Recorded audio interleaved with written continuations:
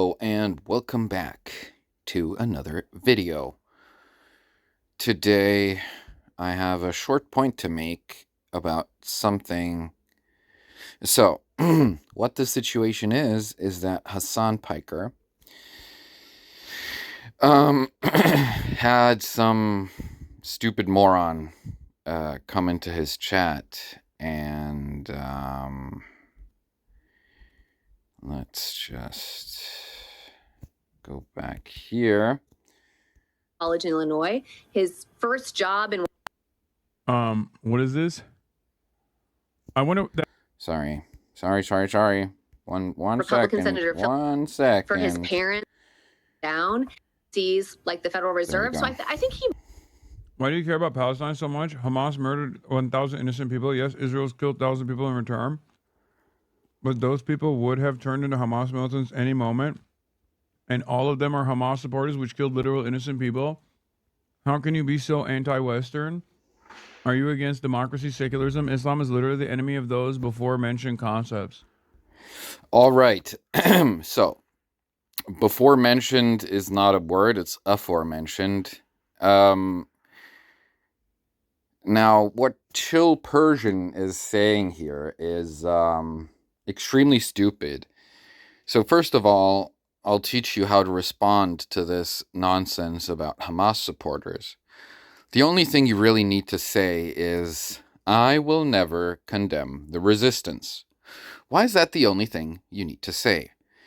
It's the only thing you need to say because the resistance is resisting. What is it resisting? Well, in this case, it's resisting Western imperialism, settler colonialism, ethnic cleansing, genocide, apartheid, all of the things that Israel loves to do. Zionism, after all, is a fascist ideology as of now, and it's always been settler colonial and ethno-supremacist. So there really is no reason to be this mad at the resistance, because I will never condemn the resistance. That's all you need to say, and then you get to listen to whatever the moron that's talking to you has to say about resistance. Now, Hasan answers this in a stupid way, and we'll get to that, but I just wanted to say that much. Hamas didn't murder about 1,000 innocent people. In fact, what it was is that the Palestinian resistance as a whole, of which Hamas is only the largest faction,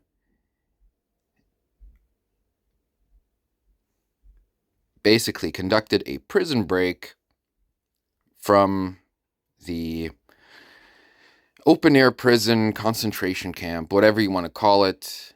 It's too big, I guess, to be considered a concentration camp by most people, but Israel has gotten on that, and they're now actually putting people into 2 concentration camps in, I think, Gaza City and either Khan Yunis or Rafah.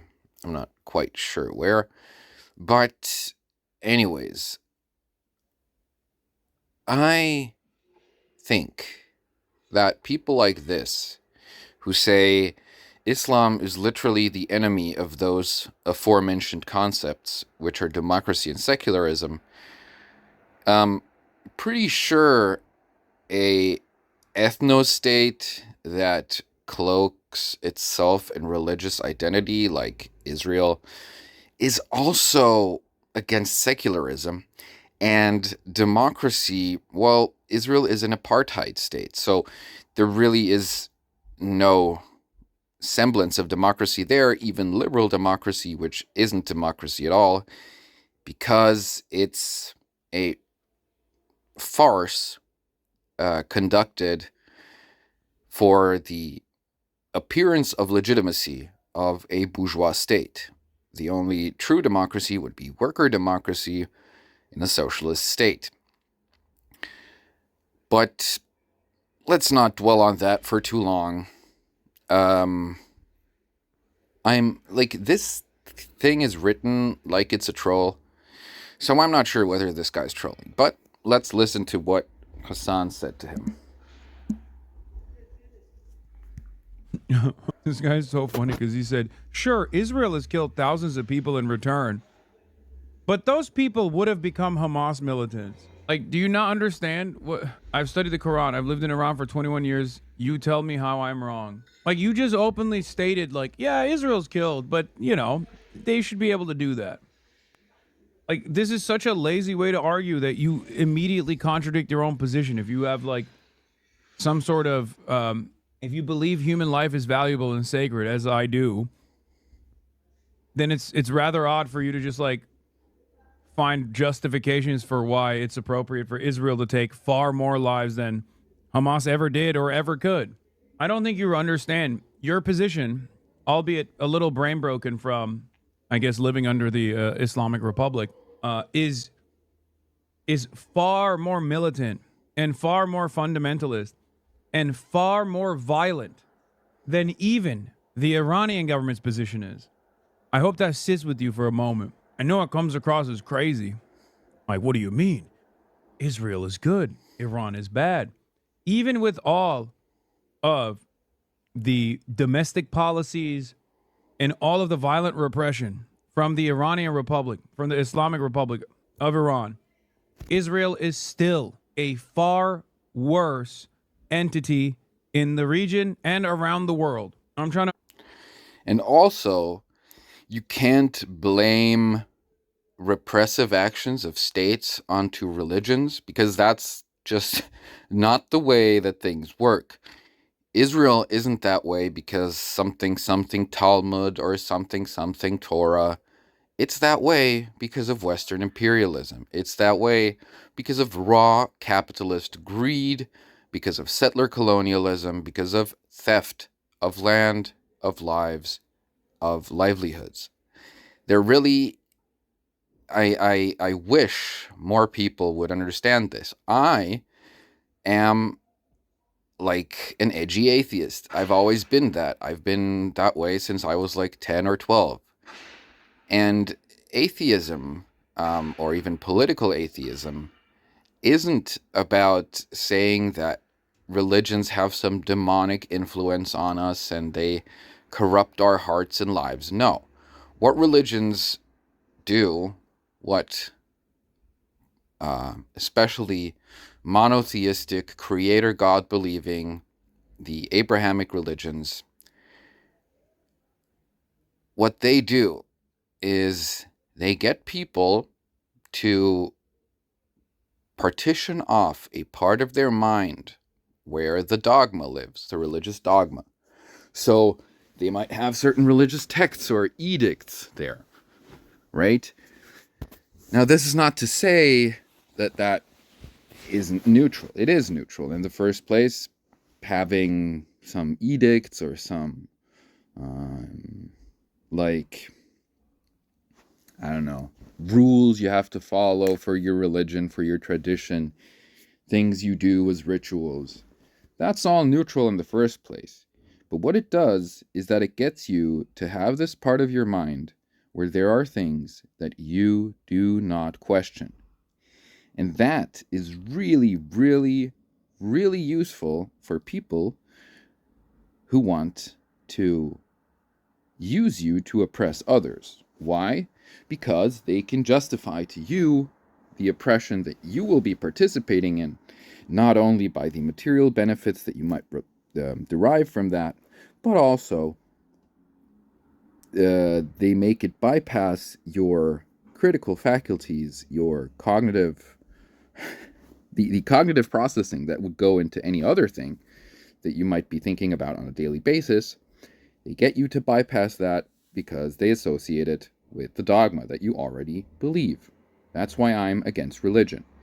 But no, religious texts do not influence people to do bad things, even if those religious texts contain dangerous messages or violent or immoral concepts or bad justifications like ethno-supremacy. That might all be the case, and I'm sure that that's, contained in the Talmud and the Torah and the Bible and the Quran. It doesn't matter. It doesn't matter because the motives and intentions of people are not determined by ancient texts. We do not believe, if we are atheists, then we do not believe that these texts have magical powers on people. What we do want to know is what are the material factors, what are the historical causal links that drive people to accept certain behavior and to participate in behavior. That is, the intentions of people are much, much more determined by material circumstances than by any book they have read or believe in, like the Bible or the Quran or the Talmud or the Torah, whatever you want to talk about. It doesn't matter. These things are incidental. They help. They don't, they help the oppressors complete their project of oppression or sustain their power. They don't by themselves instigate anything. Because things don't actually do stuff, humans do stuff. Humans use things to do things to other humans or for other humans. We really, really need to understand this. It's called commodity fetishism, if anybody wants to look that up. It's a Marxist concept. It's valid analysis in my eyes, and it fits here pretty well. So, what I want to say is that under capitalism, under imperialism, under any form of class oppressive rule, religion or religious texts or spirituality is commodified to fit the upholding of the current class oppressive dynamic.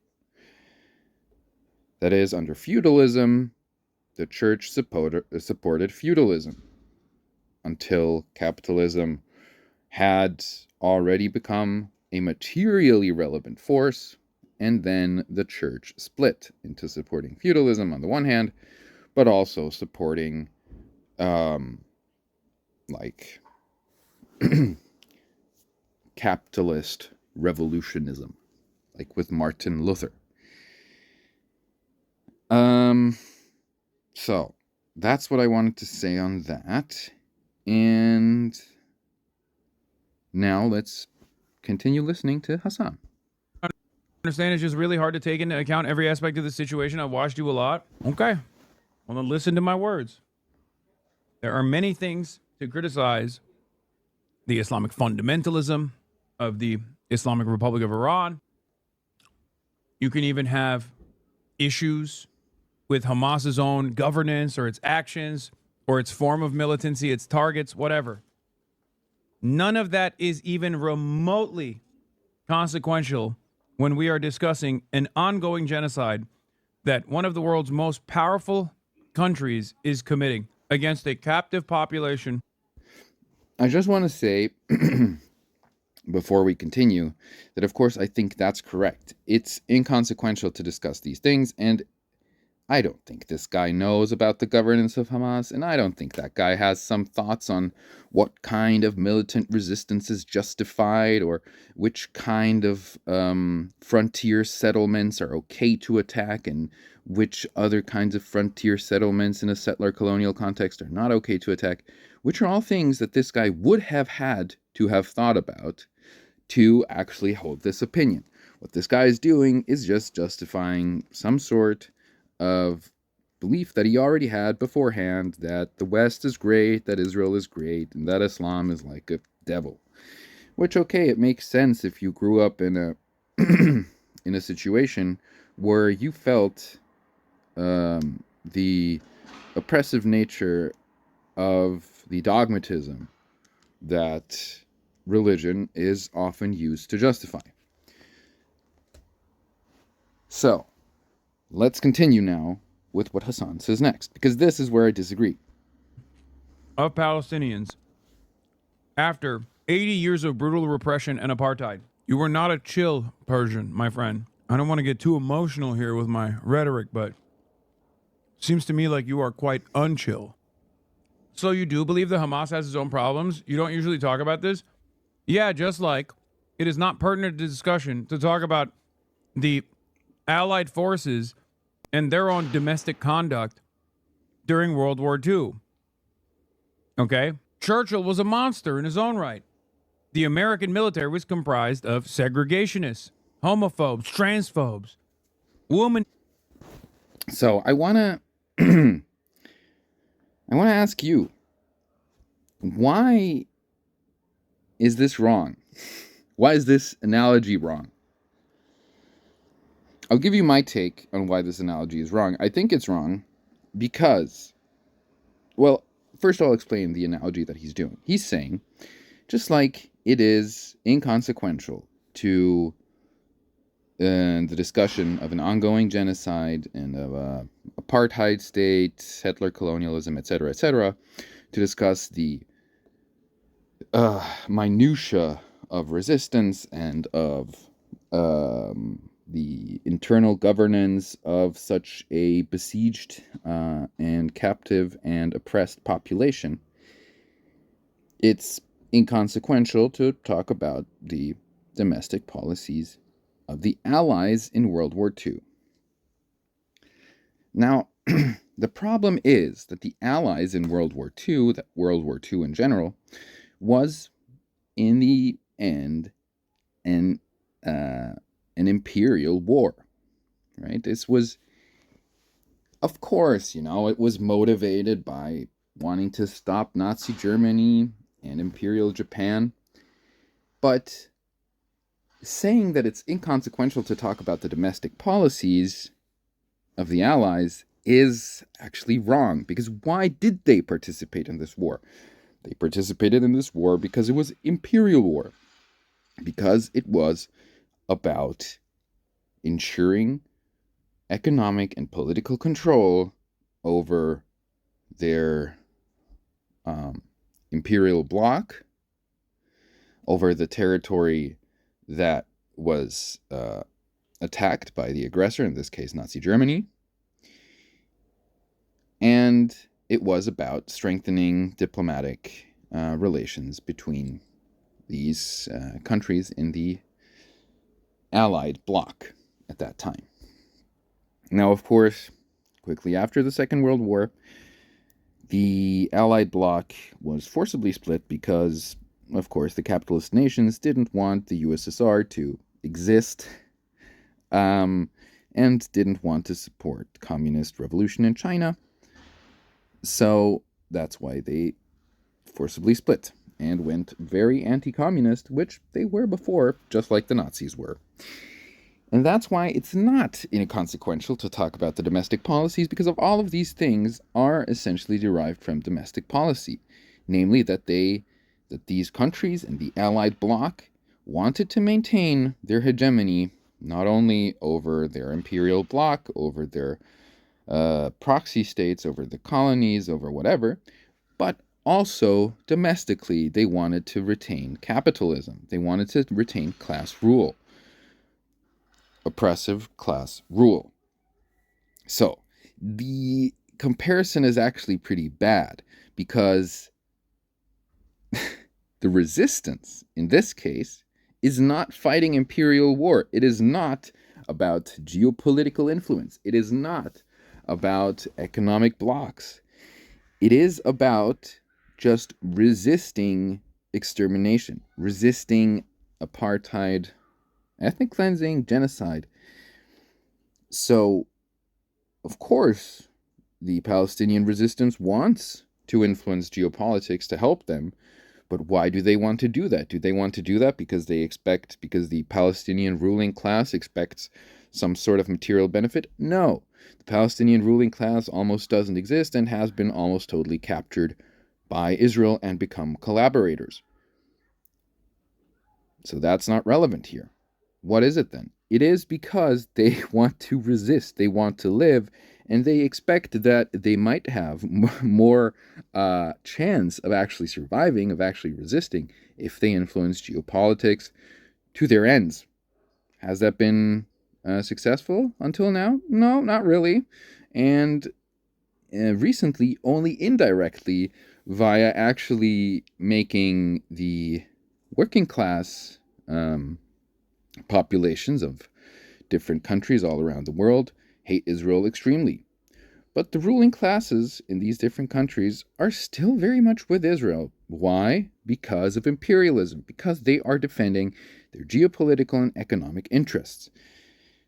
So, on the one side, we do have imperial conquest, we do have colonialism, we do have extraction of land and the removal of the native population. That's true on the Israel side. On the other side, we do not have an imperial bloc. We have some imperial blocs that are aligned with the Palestinian cause, but they act in very measured ways. Why? Because it's dangerous for them, because they aren't as dominating, as powerful as the Western imperial bloc. But what do we have beyond those small blocks that align? We have the resistance itself. So the comparison would be to talk about the politics. Okay, so the real analogy would be that if someone said, well, the politics of the French resistance to the Nazis, or of the Warsaw Ghetto politics before the uprising, etc., the politics of the partisans in Serbia, to talk about those.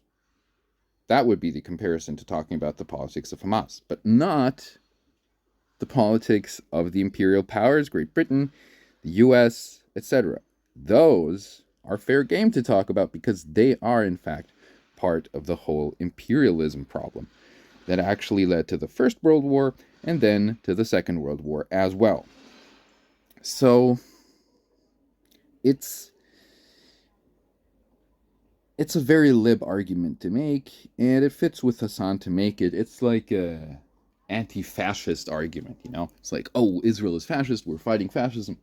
The Allies in World War II are fighting fascism. But that's a very surface level analysis. Of course, it can give you something, but it's not the whole truth, and it doesn't actually capture the resistance aspect. As I told you in the beginning of this video, I will never condemn the resistance, and you should not condemn the resistance either, because it's resistance. That's just the simple truth of it. So let's let Hasan finish this thought, and then I'll say something to end this video. Beaters. Does that even fucking remotely matter when we are talking about fighting the Nazis? It does not. It doesn't even remotely matter. It doesn't matter even one bit. It's that simple. Why do you not fuck with... That's not true. That's actually not true. A communist analysis would say that it matters quite a lot, but that there are, of course, priorities materially. But communists would never endorse imperial war. So it's... Maybe I can make another video about this, about the communist position on the actions in World War II and how that developed. I would have to do a little bit of reading about that myself, but it's really not analogous, you know, and it doesn't not matter at all. That's just wrong. So yes, tell me what you thought about this video, and thanks for watching, and until next time, bye.